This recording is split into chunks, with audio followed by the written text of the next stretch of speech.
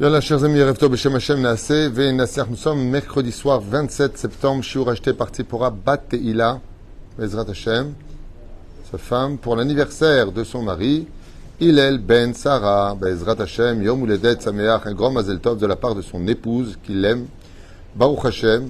Il est né à Kippour, que Kadosh Baruch Hu, Bezrat Hashem, lui envoie une bonne santé, longue vie Parnassa, Tova, Nachat Ruach, avec les enfants, bonheur, joie, toujours sur le chemin de la Torah et des mitzvot. Sa femme le remercie d'être un mari merveilleux, d'être bon, généreux. Fait, parfait. Et aussi une grande réussite dans tous les domaines pour Aviel Ben Teila. Yiratson chez Sruta Torah Tegen Alechem Valenu Yom Uledet Sameach, et que le mérite de cette étude, Ezrat Hashem Itbarach, vous donne vraiment une année d'abondance spirituelle et matérielle, telle qu'elle a demandé. Kol hakavod et Tzipora Bat Teila, pour avoir acheté un shiur pour votre mari. C'est d'avoir gadol, c'est d'avoir nachutz. Nous sommes ce soir le 13 du mois de... T'as vu l'ishnia? Nous sommes le 13 du mois de Tishri. Juste un instant, je vérifie un Zerbe Otertov. Zegva Otertov.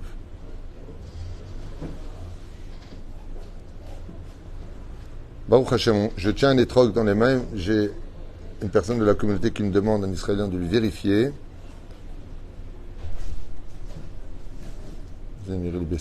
Unaki vetsurato yafa. Mazel tov. Ze etrog. Yavdu chamim tzadik. Shrecha. Zachita bemet etrog מאוד יפה. Moudar ויפה. Il faut se battre pour un bel etrog, mais Hashem haïtazod iniflat benenu.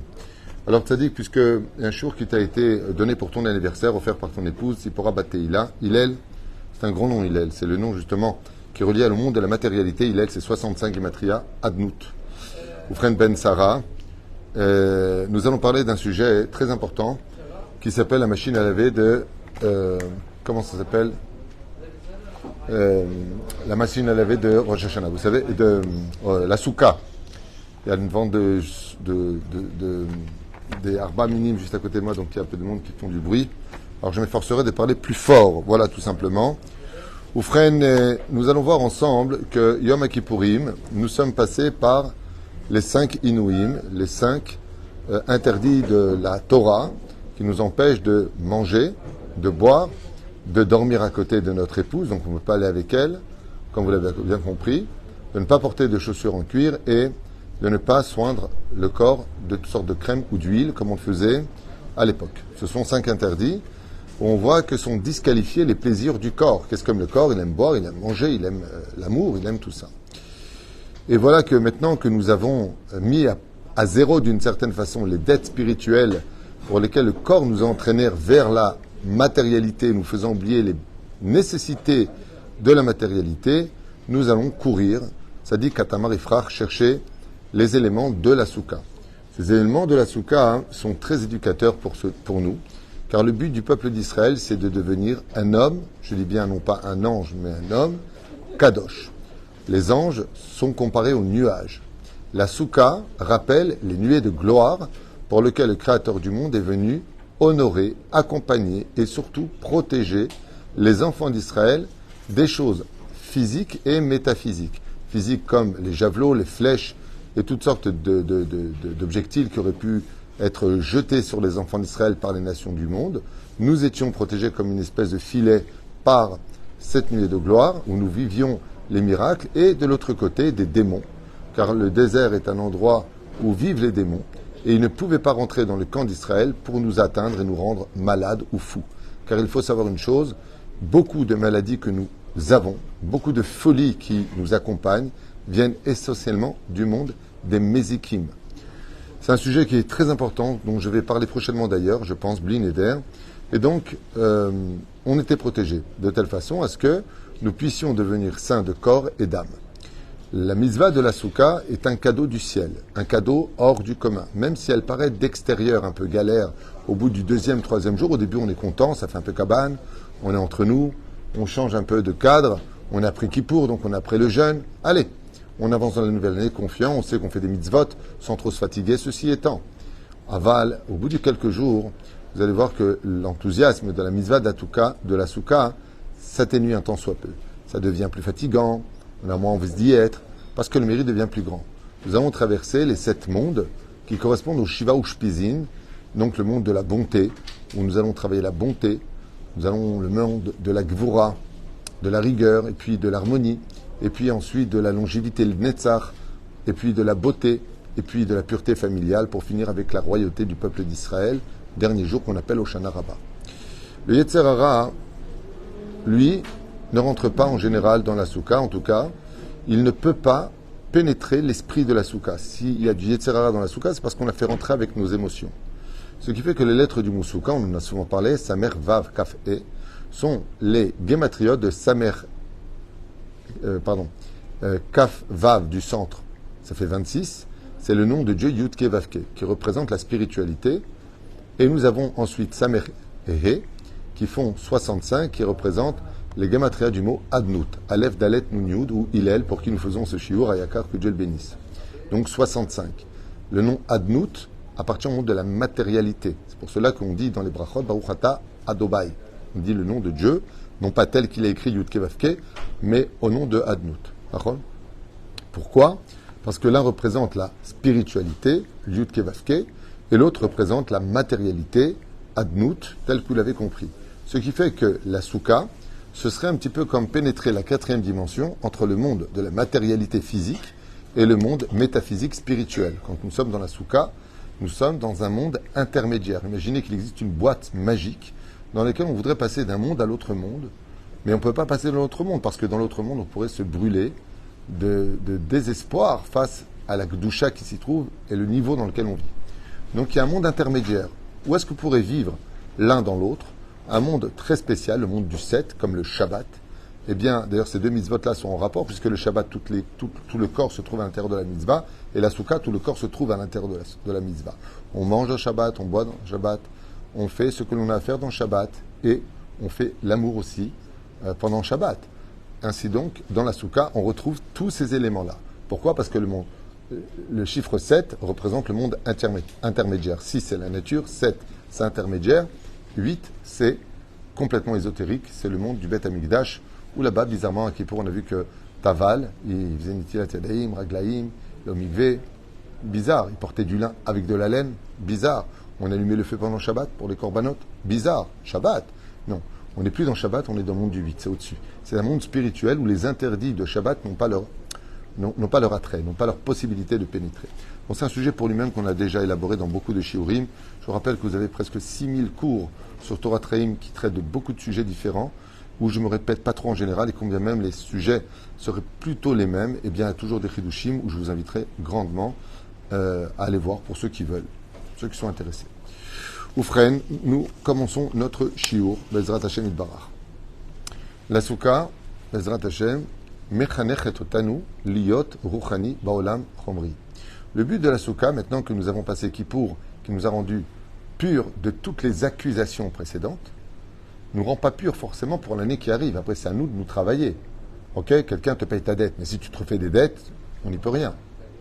C'est pour cela que maintenant nous avons besoin d'éducation. Comme c'est une renaissance, grâce à Kippour, nous avons une renaissance. Eh bien, la soukha va nous permettre d'éduquer en retour ce que nous sommes. La mroch akol mutar, même si tout est permis pendant le chol hamoed, achon, aval akol bigdusha yetera. C'est vrai que tout est permis, seulement à la condition où c'est empreint d'une grande, grande sainteté. Voyons voir de quoi est-ce qu'on parle. Rabbeinu Nachman ben Fega, Rabbi Nachman, comme vous l'avez bien compris, nous explique que le monde dans lequel nous sommes est empreint de Yetzer Hara dans toute sa formule. C'est-à-dire que le Yetzer Hara se retrouve toujours dans 3 dimensions précises sur lesquelles il va se régaler avec nous, dans la Achila, donc le fait de manger, dans le Mishgal, les relations intimes, et le Mammon, l'argent.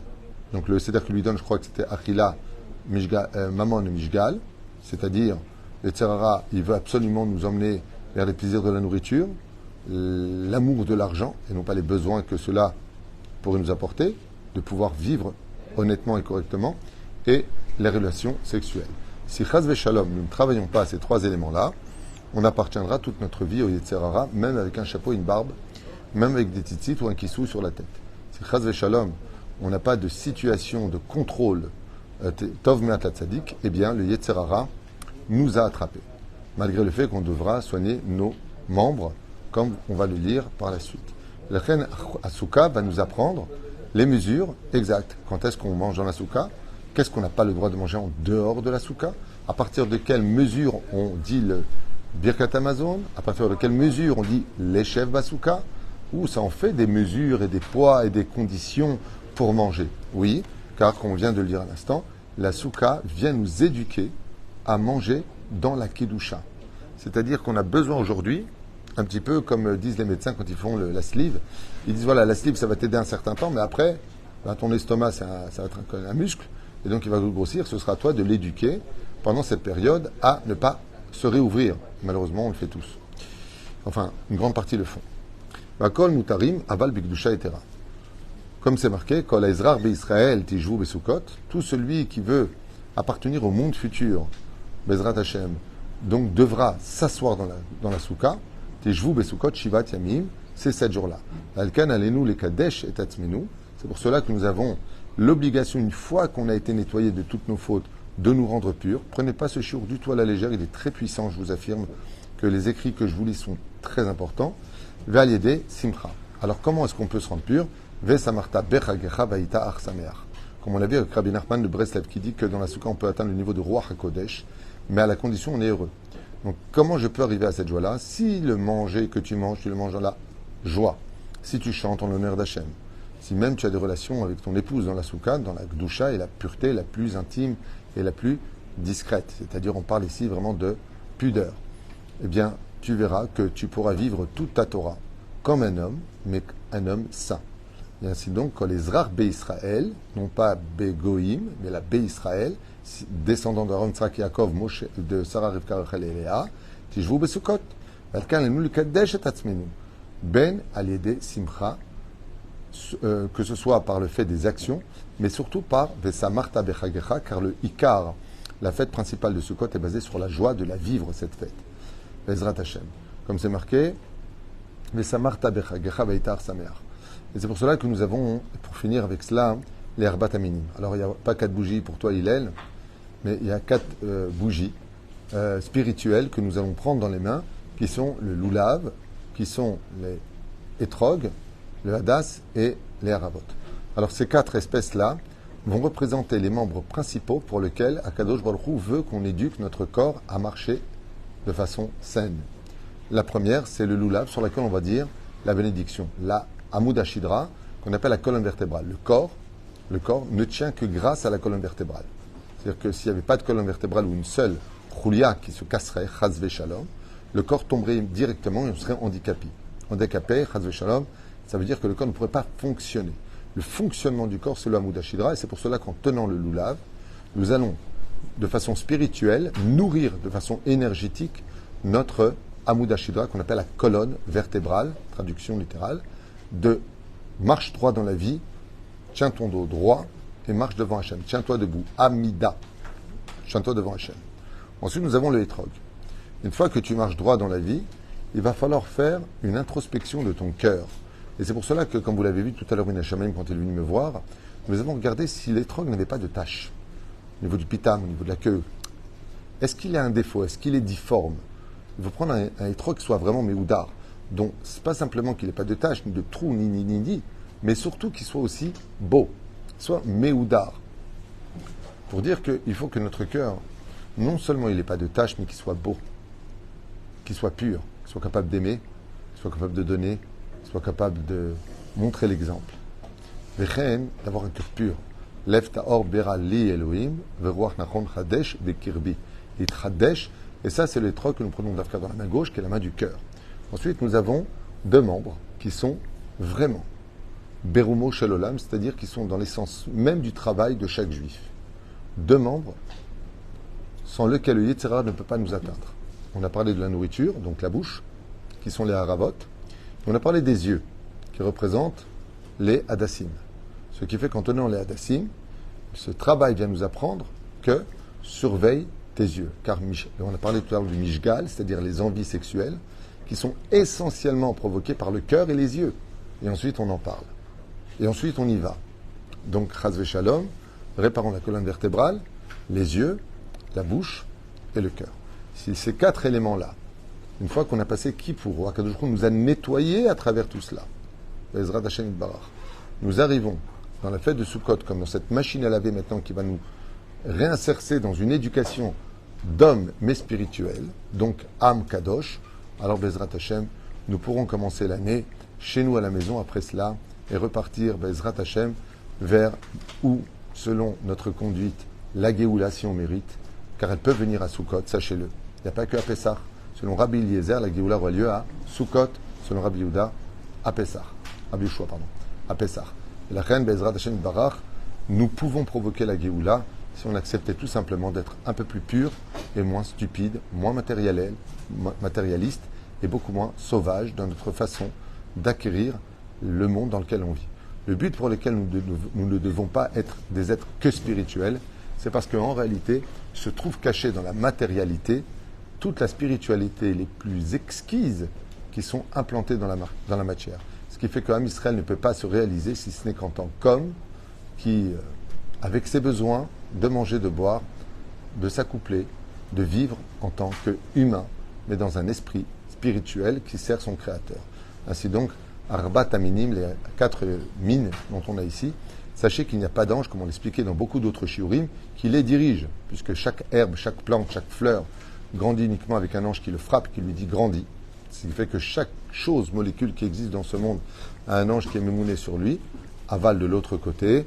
Chazal nous disent que ces 4 espèces-là, le seul qui s'en occupe, c'est Dieu lui-même. Et il y a ici un remèze. Ça veut dire qu'il y a 4 choses que Dieu veut de toi. Achaman Libabae, il veut ton cœur. Il veut que ça lui appartienne, il n'y a que lui. Il veut dans ton cœur, Bechol Levavecha, tu m'aimeras de tout ton cœur. Il veut tes yeux, ce que tu regardes. Il veut voir avec toi ce que tu regardes, donc protège-les, c'est honteux. Il a tes lèvres, fais attention à ce que tu manges ou à ce que tu dis.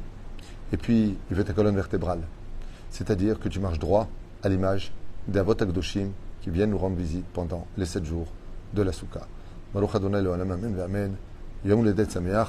Et vous avez un deuxième cours sur le Sod HaChashmal dans un instant. A tout de suite. Merci d'avoir acheté ce shiur. Yom Houledet Sameach. Osher bechavod, shinim veranenim yiyu, bechag sameach.